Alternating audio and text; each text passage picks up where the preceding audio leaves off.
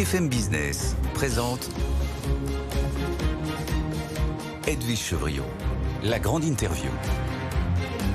Bonsoir à tous, bienvenue dans la grande interview. Je reçois ce soir un serial entrepreneur qui a levé plus de 300 millions. C'est la plus grosse levée de fonds en tous les cas dans la recharge électrique. Bonsoir Aurélien Demeaux.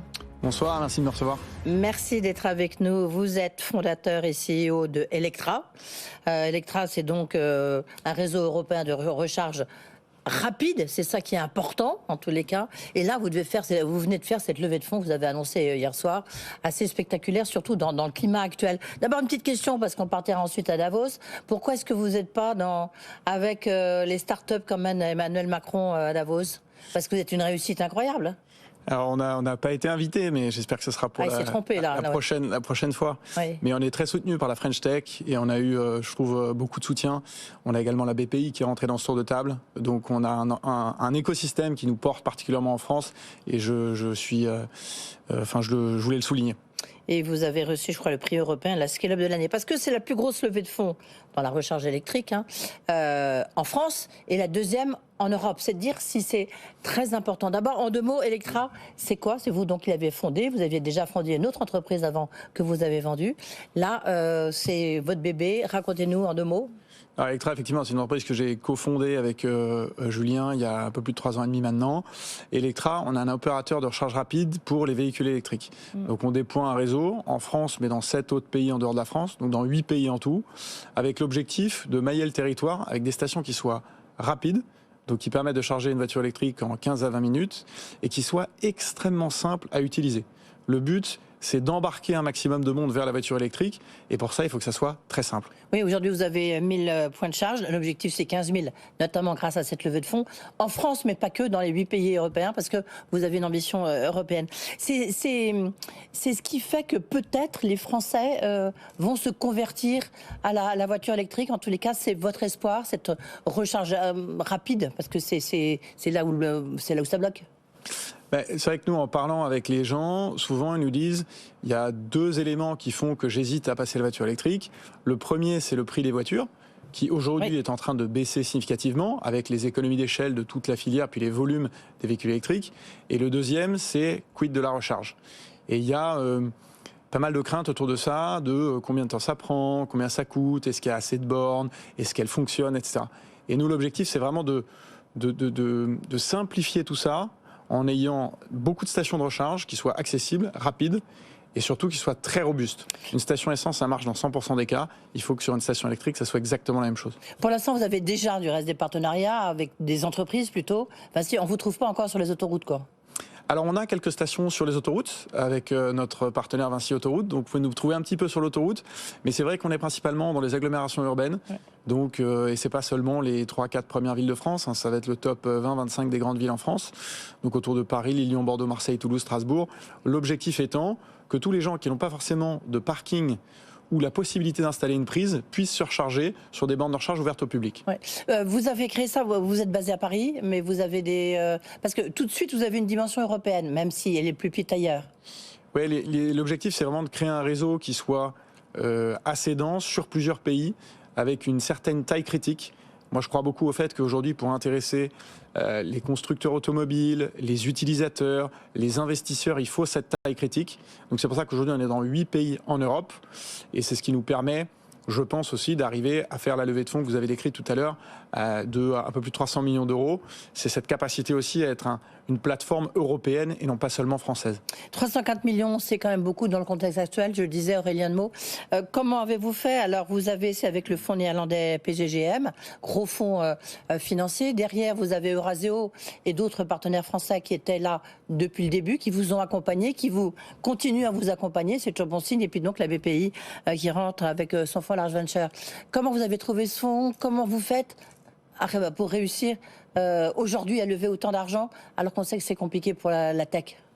Ouais, vous avez raison, le marché, effectivement, il est challenging, comme on dit, donc il est extrêmement exigeant pour les questions d'inflation, taux élevés, etc., de contexte macroéconomique qui fait que le capital, aujourd'hui, il est cher, donc il est rare. Et je pense que ce qui séduit des fonds d'investissement dans le sujet Electra, c'est à la fois le positionnement qui est clair et lisible, c'est aussi cette vague d'électrification dans laquelle il y a encore des capitaux disponibles, parce qu'il y a un certain nombre de fonds, notamment d'infrastructures, qui savent qu'il va y avoir énormément à faire pour arriver à décarboner la mobilité et les transports. Et puis, c'est, je pense aussi, j'ai la faiblesse de croire, la qualité de l'équipe et du produit d'Electra qui nous ont permis d'aller convaincre ces fonds d'investissement. Oui, parce que pour l'instant, vous avez des dettes. Je veux dire, votre business, il est très consommateur en capital. Alors, c'est un business, effectivement, qui, à l'image de pas mal de business industriels ou d'infrastructures, il y a d'abord un cycle d'investissement qui est assez important, qui nous permet de créer le réseau. Un peu comme un Verkor qui, dans les batteries, va d'abord créer sa gigafactory de batteries. Et puis ensuite, on va avoir un volume d'activité qui va nous permettre d'amortir les investissements, plus toute la plateforme, parce que nous, aujourd'hui, on est 180 personnes, avec un gros effort sur la partie notamment technologique qu'on a développée en interne. Et tout ça, évidemment, ce sont des coûts. Des brevets ? Vous avez des brevets ? On n'a pas de brevets à proprement parler. Nous, on fait quelque chose que j'aime bien dire, c'est qu'on fait vraiment de la technologie pour simplifier l'expérience utilisateur. On ne fait pas forcément de la techno pour de la techno, mais on veut vraiment arriver à faire en sorte que ce soit plus robuste et plus simple pour l'utilisateur. 180 personnes pour un volume d'activité de combien ? On est sur une trajectoire de quasiment 100 000 sessions de recharge mensuelles. Et vous l'avez dit. Oui. En termes de chiffre d'affaires. Oui, à peu près. Non, mais c'est juste parce que je ne sais pas, je connais pas par cœur le modèle économique de la recharge électrique. Ça génère combien Oui, bien sûr. Alors nous, on a choisi avec nos investisseurs de ne pas communiquer sur le volet chiffre d'affaires pour les questions de confidentialité, parce qu'on a un sujet un business qui est assez concurrentiel. Mais donc je vous l'ai dit, on est autour de une centaine de milliers de sessions de recharge. On a un peu plus de 1000 points de recharge. Et puis on déploie entre 3 et 4 stations toutes les semaines. Donc on a un rythme de déploiement qui est assez soutenu. Demain, vous faites quoi ? Je veux dire, maintenant que vous avez encaissé vos 304 millions, c'est quoi votre première décision, là, tout de suite ? Alors il y a 2 choses qu'on va faire avec cet argent. La première chose, c'est d'accélérer dans les pays dans lesquels on est. Donc de devenir un des réseaux les plus importants dans chacun de ces pays. Chaque station, ça coûte quasiment un demi-million d'euros et on veut en créer 2200. Donc c'est beaucoup de capital. Donc il faut arriver à maintenir le rythme et ce capital va nous servir à ça principalement. Et la deuxième chose importante, c'est de continuer à investir dans le produit et dans la technologie, ce qui nous permet, je pense, d'avoir une expérience utilisateur qui est très aboutie. Ça, c'est vraiment la coloration d'Electra et on a beaucoup misé là-dessus depuis le début. On a développé toute notre technologie en interne et je pense que c'est aussi ce qui fait la différence. Le 2200, vous êtes sous la marque Electra ou vous êtes sous la marque de station essence, voire de Total ou autre, ou au contraire, ce sont des concurrents ? Non, nous, on est sous la marque Electra. On pense que il faut qu'on ait aussi quelque chose qui soit assez reconnaissable, assez identifiable, de manière à créer cette confiance. Aujourd'hui, il y a à peu près 20% des sessions de recharge qui échouent. Donc quand vous allez à la borne, ça ne fonctionne pas. Et ça, c'est un des gros défauts qui est critiqué par les électromobilistes. Donc nous, ce qu'on essaie de faire, c'est de donner confiance. Et pour ça, en fait, on leur propose la marque Electra sur laquelle ils vont pouvoir s'appuyer et ils vont savoir que ça fonctionne, c'est robuste. Aurélien Demeaux, là, juste en conclusion, là vous avez 300 millions, vous tenez jusqu'à quand dans votre modèle économique et quelle est la prochaine étape là, pour la levée de fonds ? Ça sera dans 2 ans ? Non, nous on a un objectif de rentabilité en toute transparence qui est en 2026. Oui. Donc ça fait dans 2 ans quoi, à peu près. Oui. Donc c'est à peu près dans 2 ans. Donc pas forcément de nouvelles levées de fonds. Jamais dire jamais, mais pas forcément. Et je pense que les prochaines étapes pour nous, c'est de... Là, je pense qu'on a la chance d'être une des premières plateformes à l'échelle européenne. On sait que c'est un marché qui peut se consolider. Donc, c'est aussi d'aller regarder si on ne peut pas faire des acquisitions intéressantes qui vont nous permettre de faire grossir notre réseau. Oui, et de faire un groupe. Et puis après, qui sait, puisque vous avez reçu des prix de scale-up, de rentrée en bourse. Merci beaucoup, Aurélien Demeaux, d'avoir été avec nous. Donc, le patron d'Electra, la plus grosse levée de fonds en France et la deuxième en Europe dans la recharge électrique. Il était sur notre plateau. Merci beaucoup. Merci beaucoup. Good Evening Business. Actu, experts, débat et interview des grands acteurs de l'économie. Et tout de suite, on part à Davos. Vous le savez, le 54e Forum économique mondial a donc ouvert ses portes à Davos. Tout le monde s'y retrouve, les dirigeants économiques, les dirigeants politiques. Emmanuel Macron est attendu demain, après sa conférence de presse. Après-demain, il est attendu avec une dizaine de patrons de start-up. Pas vous, on l'a compris, Aurélien Demeaux. Pascal Cagny, le président de Business France, qui a piloté justement la venue de ces entrepreneurs à Davos, a été interviewé sur place par Christophe Jacubizet. On les écoute. Alors c'est un peu l'événement de ce sommet de Davos, on va essayer de comprendre pourquoi. C'est Emmanuel Macron qui revient à Davos 6 ans après la première fois, c'était en 2018. La France est à l'honneur dans ce sommet, ça sera demain, mercredi. Pascal Cagny, vous êtes le grand organisateur, orchestrateur de ce déplacement dans le cadre de Business France. Pourquoi est-ce que Macron vient au sommet des riches ? Alors voilà, je crois que la réponse est dans la question. Ce qui est intéressant, c'est que on pense trop souvent en France que c'est le sommet des riches. Et la réalité, c'est que dans un monde où on a des guerres proches de nous, on a une globalisation moins heureuse, on a une transition écologique à faire extrêmement importante, et où fondamentalement le politique, trop souvent, comme les institutions ont perdu un petit peu de crédibilité, Davos a choisi de parler de rebâtir la confiance. Rebuild Trust, c'est le thème de cet endroit. Alors on a deux choix. On peut regarder ça de loin, les pointer du doigt, et donc dire que c'est le sommet des riches. Ou au contraire, nous, Français, qui faisons partie des grandes puissances économiques, qui avons surtout un rayonnement rare et unique, on peut participer au débat.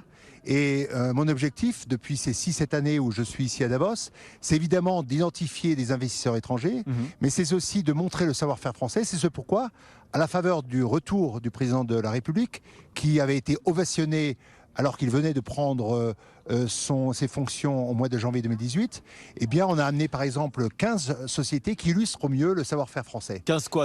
French Tech, Start-up ou... Ce sont des French Tech, des French Fab, des Healthcare, c'est-à-dire les 3 sujets sur lesquels on est important, des gens qui participent aussi à la transition écologique. On va les mettre dans des déjeuners en face de ces Fortune 500, ces grands groupes. On va s'assurer qu'ils participent à des panels.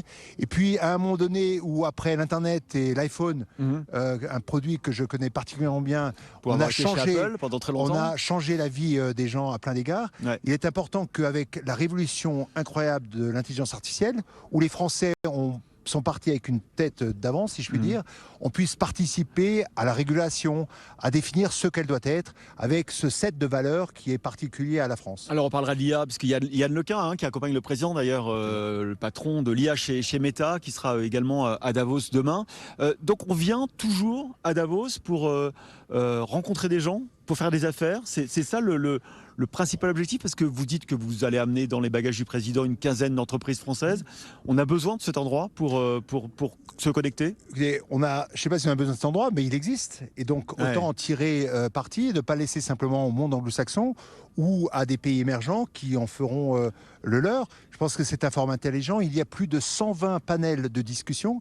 Il est essentiel, important qu'on soit présent, qu'on discute, qu'on amène cette vision française équilibrée, cette vision européenne. Et donc, je crois, on fait tout cela pour une raison simple, c'est faire des affaires, mais aussi participer un petit peu à la définition du monde et la réflexion mondiale. Mais Pascal Cagny, c'est quand même...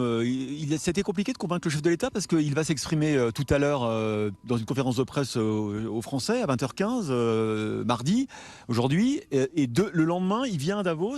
Il vous a pas dit, l'Élysée vous a pas dit, c'est peut-être un peu compliqué comme concomitance, comme signal qu'on envoie ensuite, ou est-ce qu'il assume complètement, effectivement, le fait de devoir à la fois s'occuper des Français et de leurs préoccupations de fin de mois, et puis aussi de s'occuper aussi de la fin du monde, de ce qu'on fait de la planète, quoi. On adresse la préoccupation de fin de mois des Français lorsque l'on crée des emplois, c'est ce qu'on a fait. On est à 7% contre 10% d'emplois, de non-emploi. On adresse les préoccupations des Français lorsque on a plus de 1200-300 investissements étrangers, eux qui représentent 11% des salariés, 20% de la recherche-développement, 30% des exportations. Et pour le faire, il faut qu'ils soient là. Donc il faut être extrêmement pragmatique. Et je pense que cette dialectique qui est de penser que parce que nous sommes là, nous ne nous préoccupons pas des préoccupations des Français est absolument fausse. Il faut se battre contre ces idées reçues, les mêmes idées reçues qui font penser encore que la France se résume aux gilets jaunes, la France se résume aux grèves et qu'il n'est pas possible de faire des affaires en France. Alors quand on se promène là dans Davos, qui est pendant la semaine du forum complètement reconstruit par les entreprises qui exposent sur de grands salons, là ce qui est très frappant cette année, c'est qu'il y a des géants de la tech. Il y a d'abord de l'IA partout, comme vous le disiez, et puis on voit vraiment la puissance des grandes boîtes de tech. C'est parce que l'IA est aussi dans toutes les têtes et dans tous les discours en ce moment. Est-ce que la France, on va pouvoir marquer des points sur l'IA ? C'est qu'on a bâti un plan IA avant tout le monde. C'était il y a plus de 4-5 ans. le monde reconnaît généralement qu'on a pris une tête d'avance sur ce sujet-là. On a quelques vrais acteurs, un savoir-faire. Il se trouve que l'école, souvent décriée, crée des jeunes extrêmement bien formés. La preuve, c'est que les premiers centres d'IA par les gens de la tech, comme vous le notiez, les Meta, les Facebook et autres, ont été créés en France. Et je crois que il n'y a plus maintenant un secteur de la tech est partout et elle sert la cause humaine, elle sert la paix, elle sert la santé qu'on doit gérer. Donc elle permet à la fois d'extraire de la productivité, mais d'adresser des vrais grands challenges. Donc je crois que ce que vous voyez, c'est finalement ce qu'est la vraie vie, c'est-à-dire de la technologie partout, et une technologie qu'on doit maîtriser, réguler et rendre disponible pour vous et moi. Est-ce que c'est, Pascal Calli, vous avez beaucoup travaillé dans la tech, on le disait chez Apple pendant très longtemps, est-ce que ce qu'on est en train de vivre là, c'est une nouvelle révolution, la révolution de l'IA, est-ce que c'est comme la révolution de l'électricité, la révolution du chemin de fer? Est-ce que vous avez là le sentiment que là on tient la rupture technologique du 21e siècle? Il y a très longtemps, j'écrivais que l'IA c'était une rupture technologique aussi forte que l'Internet et que le mobile. J'y crois dur comme fer. Et je suis étonné, c'est ce pourquoi je suis heureux de vous parler, de voir encore plus de 60-75% de mes compatriotes français qui pensent, eux, que ça va être en fait créer une disparition des jobs, que cela va être en gros très négatif. Ça va transformer des jobs. Le FMI dit que 40 à 50% des jobs vont changer. Ouais. Oui, mais à un moment donné, on arrive au plein emploi à court moyen terme.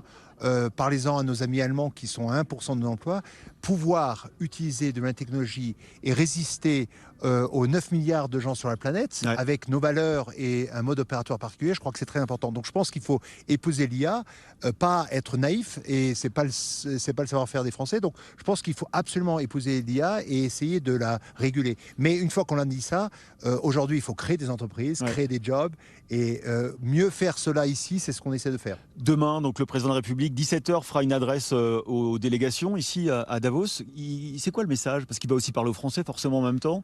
Je lui laisse le soin de son message, mais il parlera aux Français, au monde. Il aura l'occasion unique de parler aussi à la presse internationale et donc d'expliquer ce qui se passe sur notre pays, et puis de parler fondamentalement de ces politiques qui depuis 7 ans ont réussi à plein d'égards, même si on a encore évidemment de nombreux insatisfaits. Il va essayer d'expliquer surtout qu'on a un plan, un État stratège. On ne parle pas simplement d'IA, on parle de réindustrialisation des produits du pays, on parle de France 2030. Donc c'est ça un message, c'est un message d'optimisme où il s'agit de réarmer un petit peu le pays.